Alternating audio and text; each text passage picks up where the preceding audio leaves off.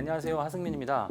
건강영양 아카데미. 오늘은 감각기관에 대해서 알아보도록 하겠습니다. 두 편에 걸쳐서 알아볼 텐데요. 오늘은 그 첫 번째 시간입니다. 감각기관 하면 우리 신체 조직에서 어떤 그 감각을 감지를 해서 뇌에 이제 전달해주는 그런 역할을 하는 기관인데요. 감각을 이제 크게 분류하면 이제 첫 번째는 특수 감각이 있습니다. 그러니까 특수한 감각 수용기를 통해서 이제 어떤 외부의 그런 어떤 그 신호를 감지하게 되는 건데요. 우리가 이제 그 쉽게 오감이라고 표현하는 뭐 시각, 청각, 후각, 미각 이러한 부분들을 우리가 특수 감각이라고 합니다. 어떤 감각 수용기가 다 존재하는 거죠. 시각의 경우에는 이제 망막에 이제 간상세포와 원추세포가 이제 시각을 담당하게 되고, 청각은 이제 달팽이관의 유모세포, 그 다음에 후각은 후각 상피에 존재하는 그런 후각세포, 그 다음에 미각은 또 혀에 그 미뢰라는 그런 조직 안에 있는 그런 미각세포에 담당을 하게 되고, 평형감각, 우리가 몸을 평형 상태로 유지한다거나 혹은 이제 회전했을 때 그런 몸을 유지하는 그런 기관, 그러한 기관도 이제 귀에 존재합니다. 귀에 존재하는 방골이관, 전정기관 등이 이러한 그 감각을 담당하는데요. 이러한 감각을 우리가 이제 특수 감각이라고 하고요. 그 다음에 이제 일반 감각은 우리가 일반적으로 신체 조직들을 통해서 느낄 수 있는 그러한 감각을 우리가 일반 감각이라고 합니다.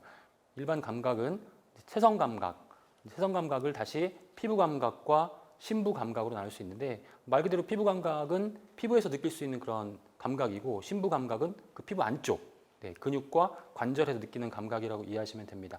그리고 내장 감각에는 혈압, 그 다음에 혈액 중에 그런 기체 분압 등과 같은 이러한 감각이 존재하게 되는데요. 일단 피부 감각을 보면요, 심부 감각, 심부 감각은 근육과 관절의 위치, 그 다음에 움직이는 방향, 속도 등을 감지하는 그러한 감각이고, 이제 이 감각에는 심부 통각, 그러니까 통증을 느끼는 감각도 이제 우리가 느낄 수가 있습니다. 예를 들면 운동을 과하게 했을 때 근육이나 인대가 손상됐다. 그럴 때 이제 심각한 통증을 느끼게 되는데, 이러한 통증을 우리가 심부 통각이라고 하고요. 그다음에 운동 감각은 우리가 뛰거나 아니면 뭐 수영을 한다거나 이랬을 때 어떤 신체의 위치, 그다음에 관절이 움직이는 거에 대한 느낌, 이런 것들을 우리가 운동 감각 이렇게 이야기를 합니다. 그래서 이러한 감각들이 이제 심부 감각에 해당이 되는 거고요. 내장 감각은 뭐 내장에는 촉각이나 혹은 온도 감각이나 운동 감각을 감지하는 그런 수용기가 없습니다. 그렇기 때문에 내장이나 우리 심장의 운동을 우리가 느낄 수가 없습니다. 감각할 수는 없습니다. 그렇지만 이제 여기에는 신경이 당연히 연결되어 있겠죠. 그래서 신경 전달을 통해서 이제 자율 반사 과정이 나타나는 거죠. 예를 들면 심장 반사, 혈관 반사, 혹은 뭐 배뇨 반사, 배변 반사 등과 같은 이러한 자율 신경계에 의한 반사 활동이 내장 감각을 통해서 이제 진행된다. 그렇지만 우리는 느낄 수 없다. 이렇게 이제 정리할 수가 있겠습니다. 먼저 특수 감각부터 살펴보도록 하겠습니다. 먼저 시각인데요. 시각은 눈의 구조가 이렇게 여러 가지 그런 기관으로 구성이 되어 있습니다. 그 중에 중요한 부분들이 이제 각막의 경우에는 눈을 보호하고 이제 초점을 맞추는 데 도움을 주는 그런 역할을 하는 그런 기관이고, 동공은 이제 빛이 눈으로 들어오게 하고요. 그 다음에 빛의 양에 따라서 열리는 정도가 다르게 되는 거죠. 우리 카메라로 비교를 하자면 이제 카메라의 조리개에 해당되는 그러한 기관이 동공이고요. 수정체는 이제 돋보기에 해당되죠. 빛을 굴절을 시켜서 망막에 초점이 맺히게 하는 역할을 하는 것이 바로 수정체입니다. 그리고 망막은 이제 안구의 가장 안쪽을 덮고 있고, 그 시각 정보가 이제 맺히는 어떤 스크린이라고 보시면 되죠. 시신경을 통해서 시각 정보를 뇌로 전달해 주는 곳이 망막이고요. 그다음에 망막의 가장 중심부, 가장 민감한 부분이고 가장 중요한 부분, 이제 황반이라고 하는 부분, 이렇게 중요한 그런 부분들로 구성이 되어 있습니다. 이 망막 부분을 다시 한번 확대를 좀 해보면요, 다음과 같이 이제 구성이 되어 있습니다. 신경절 세포, 양극 세포가 존재하고 막대세포와 원추세포가 존재하는데, 이 막대세포의 경우에는 간상세포라고 하기도 합니다. 간상세포. 로놉신이라고 하는 감광색소를 만들게 되는데, 이때 이제 로놉신을 생성하기 위해서는 레티날이라고 하는 비타민 A의 한 형태가 필요합니다. 비타민 A와 그다음 옵신이라고 하는 단백질이 결합해서 로놉신이 만들어지는 거고요. 로놉신의 역할은 빛을 감지하는 그런 색소이기 때문에 우리가 이제 어두운 곳에 들어가면 처음에는 잘 안 보이다가 시간이 지나면 이제 서서히 주위가 이제 보이기 시작하는 거죠. 동공이 확대되면서. 네, 이때 이제 필요한 감광 색소가 이제 로놉신이라는 성분이고요. 그 어두운 상태에 적응해서 물체를 이제 인지하게 되는 그러한 과정을 우리가 암수능이라고 하죠. 암수능에 로놉신이 필요하고 비타민 A가 또 중요한 역할을 한다라는 거고. 근데 원추 세포에는 네, 아이오놉신이라는 또 이번엔 색을 감지하는 색소를 합성합니다. 역시 비타민 A가 또 필요합니다. 또 단백질 중에 포톱신이라는 단백질이 필요해서 이제 우리가 어두운 곳에서 밝은 곳에 나갔을 때 눈이 부셔서 잘 안 보이다가 이제 서서히 네, 이 아이오놉신이 생성되면서 빛을 수용하게 되는 거죠. 네, 이러한 과정을 이제 암수능과 비교해서 명수능, 암수능과 명수능 중요한 부분은 이제 비타민 A가 이제 꼭 필요하다. 그래서 우리가 비타민 A는 눈의 건강에 도움을 주는 그런 영양소로 이렇게 잘 알려져 있습니다.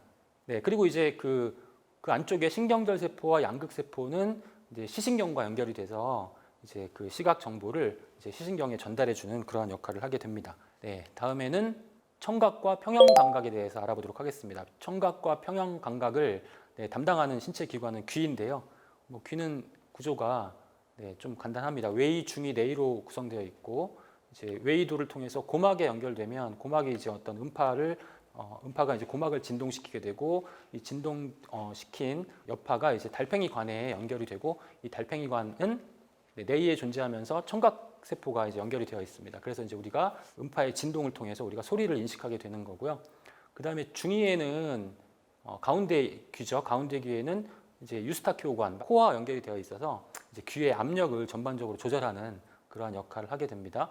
유스타키오관은 평소에 막혀 있는데 이제 하품을 한다거나 재채기를 하실 때에는 열려서 이제 귀의 압력을 조절하는 역할을 하게 되고 이제 여기서 귀에서 이제 청각 이외에 중요한 역할을 하는 그러한 기관이 이제 방골이관하고 전정기관이라고 할 수 있겠는데요. 전정기관은 지금 방골이관 고리처럼 보이는 그런 기관이 보이시죠? 그 다음에 이제 그 고리의 끝부분에 이제 빨간색 점으로 표시된 이 부분이 전정기관인데 전정기관은 우리 평형 감각을 유지하는 네, 그러한 역할을 하게 됩니다. 그래서 전정기관에 문제가 생기면 이제 몸의 중심을 못 잡습니다. 일어나다가 쓰러지고 넘어지고 뭐 이런 그 증상들이 나타나게 되는 거고요. 방골이관은 이제 회전 감각을 담당하게 되는 거죠. 우리가 몸이 회전시켰을 때 정상 상태로 빨리 돌아오게끔 해주는 그런 역할을 하는 것이 이제 방골이관입니다. 그래서 이제 방골이관과 전정기관은 우리가 평형 감각을 감지하는 기관이다. 그래서 귀에 중요한 네, 그런 역할을 하는 기관이라서 이제 우리가 귀는 그냥 단순히 청각뿐만이 아니라 이 평형 감각까지 같이 담당하는 그런 기관으로 이해하시면 되겠습니다. 그 다음에 이제 미각. 미각은 우리 이제 혀의 이제 그 구조를 보시면요, 각각 이제 어느 위치에서 이제 어떤 맛을 감지하는지 이제 아실 수가 있는데요. 주황색으로 표시된 부위에서 짠맛을 느끼게 되는 거고요. 그 다음에 그 앞쪽에 이제 신맛, 그 다음에 단맛은 맨 앞쪽, 그 다음에 쓴맛은 맨 뒤쪽. 그리고 이제 가운데가 우마미라고 되어 있는데 우마미가 이제 최근에 이제 영양학에서는 제5의 맛으로 다 인정하고 있는 그런 추세에 있는 맛입니다. 네, 우마미는 일본어예요. 일본 학자가 처음에 이 맛이 존재한다. 다른 네 가지 맛과 다른 맛이다. 이걸 주장을 해서 우마미라고 이름을 붙였는데 우리말로 하자면 이제 감칠맛이라고 표현합니다. 감칠맛. 혀의 점막에서 이 감칠맛만 감지하는 그런 미각 세포들이 이제 발견이 되었기 때문에 제5의 맛으로 지금 이제 인정을 하고 있는 추세고 MSG 같은 화학 조미료가 이 우마미를 증가시켜주는 그런 역할을 하는 조미료로 이제 잘 알려져 있죠. 그럼 매운맛은 어떤 맛일까요? 매운맛은 어디서 느낄까요? 매운맛은 이제 사실은 그 맛이 아니고요. 이제 피부의 감각이라고 이해하시면 되겠습니다. 매운맛은 그 매운맛 성분 때문에 피부가 통증을 느끼게 되는 거고 그 열감을 느끼게 됩니다. 온도 감각, 뜨거운 감각을 느끼게 돼서 이 통증과 열감이 같이 복합적으로 이제 피부를 자극할 때 나타나는 그런 피부 감각입니다. 그 다음에 이제 후각은 네, 구조는 간단합니다. 우리가 이제 비강이 있고 그 다음에 비강 쪽에 후각신경이 그 점막에 연결이 되어 있어서 바로 그 냄새를 인지해서 이제 후각신경을 통해서 뇌로 전달하게 되는 이러한 과정을 거치게 됩니다. 그래서 지금까지는 이제 특수 감각에 대해서 알아봤고요. 이제 일반 감각으로 넘어가면 가장 대표적인 일반 감각은 그 피부의 그런 감각이죠. 피부의 감각들.